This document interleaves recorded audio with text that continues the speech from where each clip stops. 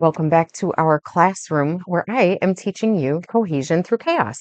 And right now we're going to learn real quick through tarot cards. Okay, so we are going to play with cards today, and I think it will be fun. Now, this deck is all made with artwork of Botticelli, which is an Italian artist. Okay, so this is not going to look exactly it's not going to look like traditional tarot. So what I'm going to do is just give myself like 1 second per card to give you the message of what it means. Okay. And then we're just going to go through because it's all in order right now. And I want you to see what the order is. And then I'll go back through and create more precise classes, more explanatory classes. And we can create like a group where we can like, I don't know, just come together on a Zoom call or something on Wednesday nights and like just talk together about what you've learned. And, okay. All right. So let me just get started. Okay. The Fool card, 0. Okay. That's, that's starting a new journey. And when we call somebody foolish, it's because we're like, didn't you have any foresight to know not to do that thing? Right. We only call people foolish after something bad happens. So the fool's journey is just like starting off fresh with complete innocence. And that is called faith. All right. So the Fool's card is faith. It's a good thing. The number 1 card is the Magician. Okay, second card in the deck. So you have to realize we started out on 0. So I'm just going to give you the number that's on the card. The Magician has all the elements available to him to create magic. Okay, so that means like the elements that are in the deck are cups, which represent water and emotions, wands, which represent creative growth, and like messages almost from spirit for creative things that you can do in this world. Swords represent communication and speaking and thoughts. And that's the air sign. Okay, so let me think. Okay, so wands are earth signs. Okay, that's like it represents earth. Cups, water. Wands, earth. Swords, air. And no, I'm sorry. Hang on. Let me pause and get my head together. Wands are fire energy. Okay. Pentacles are earth energy. And pentacles are, that sounds like a witchy term, but pentacles just mean like coins. And that's because it's representative of the material realm around us. Okay. So when you think of pentacles, it means temporary things, it means things in the physical world. Okay. And that represents earth because it's on the physical plane. All right. So yeah, so the Magician can work with all those things. And what we're going through the first section of the tarot is the major arcana. That means that these are like the big daddy themes that repeat themselves throughout the different suits. And you will see what I'm talking about. The High Priestess, number 2.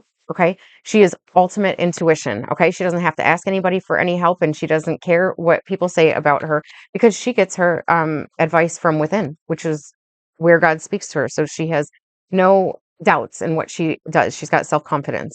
The Empress, number 3, she is representative of new birth. Okay. New birth. She's creating. She just kind of like sits back and creates without, she's not a man, right? She's not out there and like doing things to create. She's like growing creation within her. The Emperor, he's like the king of the kings, right? He's the leader of the kings. He sits on his throne because he has worked hard to get there. And he is like the masculine version of intuition, but not so much because I think of the Hierophant, which is here. I think that he is sort of the counterpart to the High Priestess, because he is like the spiritual lord of the land. Okay. And the Emperor is sort of like his physical counterpart, as if he was like God in spirit, and then he gave the Emperor the orders to tell the kings of like what he approves of and what he doesn't. Okay, that's the number 5 card. Number 6 is the Lovers. Okay, and the Lovers card, though it seems like, oh, it's romantic and stuff like that, it was originally called the Choices card, and that's because when you choose like true sacred love and you are choosing a partner that you are completely energetically matched with, or it doesn't even have to be like a relationship in terms of relationship. It's when you make the choice to partner up with God for any purpose, it is like you have to go on complete intuition, complete trust. So it's like the High Priestess and the Fool, So it can represent a sacred love, but if it is, it's not an easy choice. Okay, so you have to commit to it. Number 7 is the Chariot. And that is like taking things that can all move by themselves, and bringing them together to move forward with one purpose. So it's not easy. You got to like build the chariot. You have to know how to have wheels. You have two horses that might want to go in different directions. And then you have to have a human driver of the thing. Justice is the number 8 card. Okay. And that is balance. That is like spiritual balance. Can represent legal issues and things like that too. The hermit is like the benefit of being an introvert, okay? That we are all introverts and extroverts in some sense of the word. But the hermit walks alone. He walks the path alone, but he's not alone. He's with the guidance of what comes from within. The wheel, okay? That's like it's just called the wheel here, but it's called the Wheel of Fortune. And that's the 10 card. And that's to remind you that time always travels in cycles. It's almost as if like the wheel of fate is always turning, but it's always moving forward in just in an infinite direction. So to me, time reminds me of a strand of DNA, like the double helix. And that's why things always look similar as the wheel turns, but you're never in the same exact spot. Okay. So you have to remember that and think back, when was I in this position previously? So how do I turn the wheel in the favor of how I want it to turn? The next card is the strength card. Okay. And that is, it is number 11. Okay. I thought it was 8. Yeah. Okay. So it's number 11. And it's like, how do you control the like the predators and what is considered strong in your environment? Okay, this person looks a little bit, that's not normally how it looks. She looks a little bit like she's gonna whip him with these flowers. But really, it's like, can you have such strength with your inner balance that that nothing scares you? Okay, that's really what it's about. The Hanged Man is about putting yourself in an uncomfortable position in order to achieve enlightenment, and that's the number 12 card. 13 is death, okay?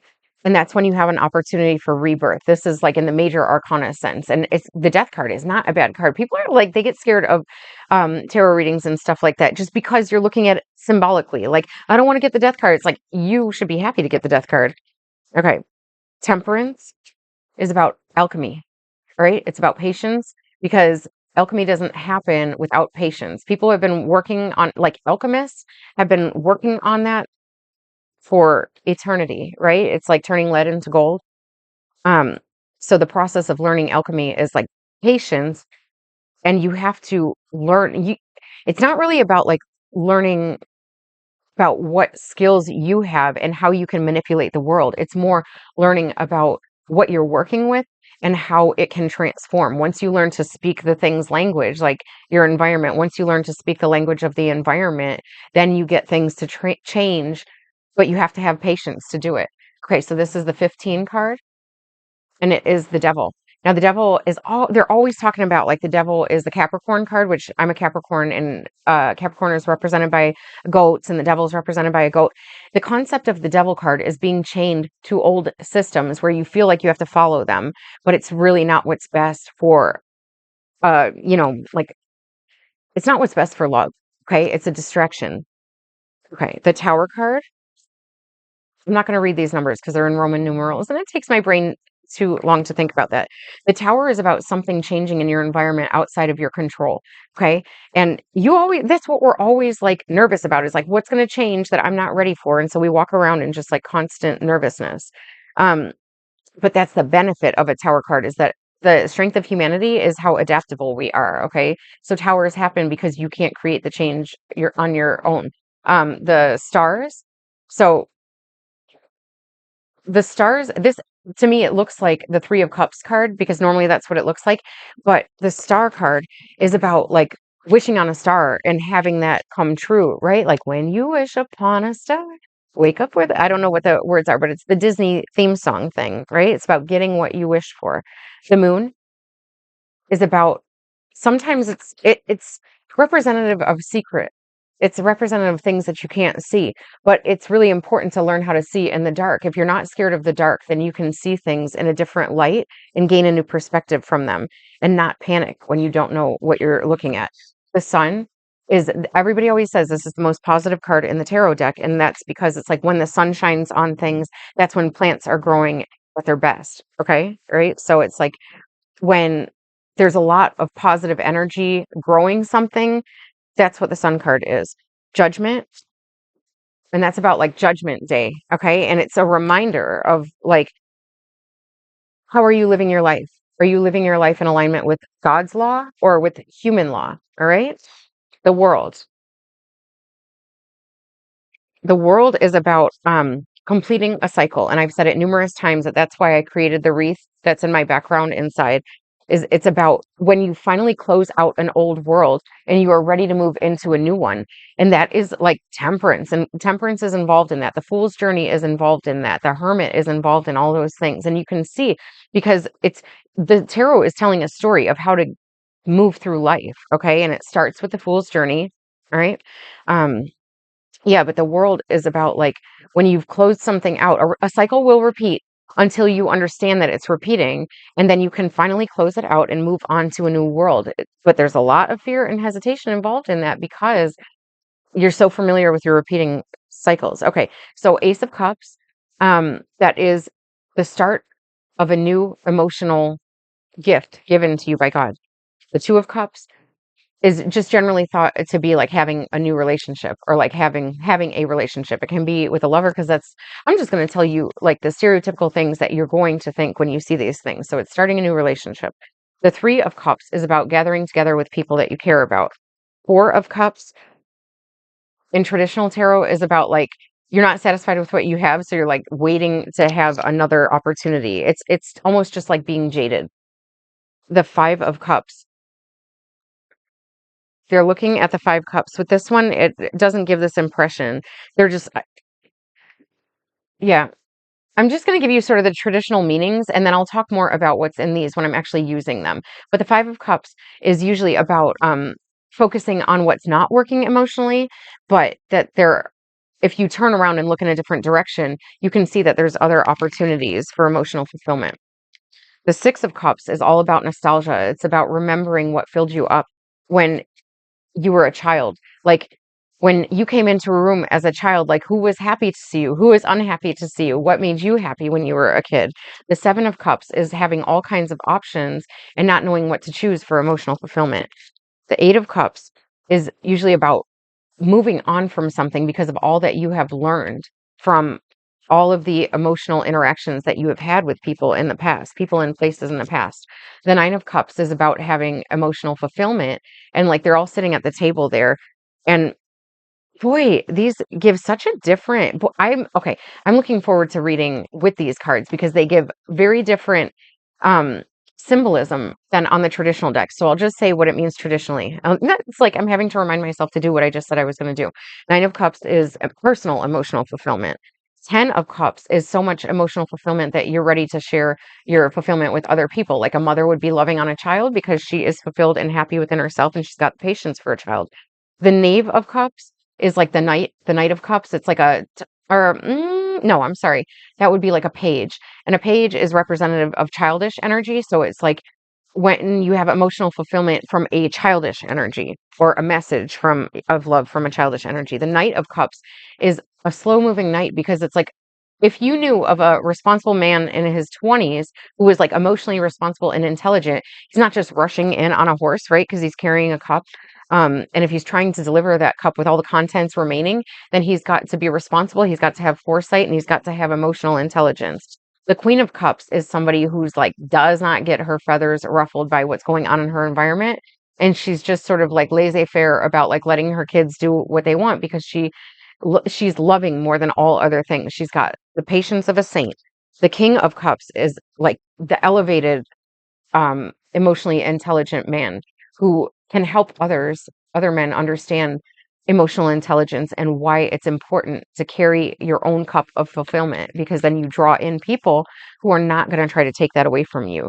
The Ace of Pentacles is a new opportunity given by God for something on the earth plane, right? So like a new job, a new house, a new something, a new idea that is going to bring in this money, even though the ideas would be more like a sword or a wand, but it's like something new is coming in and it's gifted by God. You just have to work with the ideas. The Two of Pentacles is traditionally about indecision. It's like you're like this job makes more money, but this one makes less, but it'll make me happier, right? And so it's like all those things on the physical level of where we're trying to juggle and maintain this balance. But like trying to juggle isn't the best way to hold on to something that you care about. Okay. The Three of Pentacles is about coming together with other people who share your same, um, they share what's important to you. Like it's almost like a group, a team that's working towards the same thing, and then you're building that thing together. The Four of Pentacles is about holding on tight to something, okay? Sometimes it means to let go, and sometimes it means it's a good thing to hold on to it. The Five of Pentacles is about feeling a little bit left out in the cold, where other people are being provided sanctuary and you feel like it's not there for you yet. So sometimes it's like you're on the inside of the sanctuary and sometimes you're on the outside of the sanctuary. The Six of Pentacles is all about equal give and take in the physical world. Seven of Pentacles is about um, it's almost like planting seeds in a garden and then waiting for them to grow. The Eight of Pentacles is about working on your craft to bring in money. It's like if you're planting seeds in a garden and you're going to sell the abundance from that garden, then you have to wait until the harvest is ready before you make the money on that. Okay. But if so, like in the time of waiting for that, you should be eight working on your individual craft. Keep your head down, stay committed to it. Like I'm trying to commit more to this channel on a regular basis because that is what brings growth without cutting back, like without plant that starve for water for too long. Like sometimes you do that to build stress resistance in the plant, but if you do it for too long, it's going to create you're going to have to like cut back all the dead stuff and try again. So the Nine of Pentacles is personal fulfillment in the physical world. It's like when you have personal abundance. Ten of Pentacles is enough to be able to share with others. The Knave of Pentacles, again, how did that happen? Oh no, it was sorry, it was the other one. Knave of Pentacles is like a page, again, that's childish energy, and it's childish energy either in your money or inspiring you how to get money. Knight of Pentacles is like a 20-year-old with money that like the Knight of Pentacles usually isn't moving. It's like that 20-year-old knows how to be responsible and they're staying right in place because they know that they are in the right place and that when the timing is right, everything will come together at that place. The Queen of Pentacles draws in her abundance because she's so fucking magnetic that people want to bring stuff to her. They want to shower her with like what makes her feel good. Okay. And she earned that. She's not like a hoe getting that money. It's like that she earned it out of people respecting her. The King of Pentacles, that's like a boss. That's the type of boss that you want to have in its healthiest energy. Ace of Wands is a new creative gift given to you by God, right? So if you have like a craft or a skill that you're good at, that is something given to you by God. It will bring in pentacles. It will give you ideas, which are swords. But when you're getting that Ace of Wands, it's like a fiery new idea. And it can be like your attraction to somebody's energy. Okay. The Two of Wands is like having two options, but knowing which one is the right one because you're sort of like holding on to the creative pursuit that you know is going to work best for you. The Three of Wands is looking out. It's like knowing that your choice, your creative choice is going to work for you, but you're still watching your ships come in. They're like you're looking off on the horizon and it's like temperance, right? Like how temperance is just waiting for the thing to alchemize. That's what the Three of Wands is like. You're just waiting for it to come in, but you already know you're not wavering anymore. The Four of Wands is all about stability because it's like the four legs of a table. Okay, so a lot of times that's representative of people call it the twin flames card because four wands look like 1111, which is the twin flame number, and it represents like starting a family and starting a family and like marriage and things like that. I'm gonna try to speed up because I want to get done with these in the next like 3 minutes. Um, the Five of Wands is all about a little bit of conflict with people around you. So rather than actually fighting with people like in an actual war, it's more like a childish battle with like lightsabers and stuff like that. And you're like, I'm Luke Skywalker and blah blah blah. So it's like not real battles. It's more of like when people are saying, I want to do my creative thing Mine's better than yours, right? Okay, so then the Six of Wands is almost like if you won that battle and your creative idea won, then you get recognized for your creative skill. The Seven of Wands is about then defending your position. It's like in the more traditional sense, it's a person holding a wand up, but it's like the wand that they were given by God of creativity. So, sometimes like when you're lifting weights, this is the hardest position to get through from here all the way up, right? But that's what it's like when you're defending that position. Okay.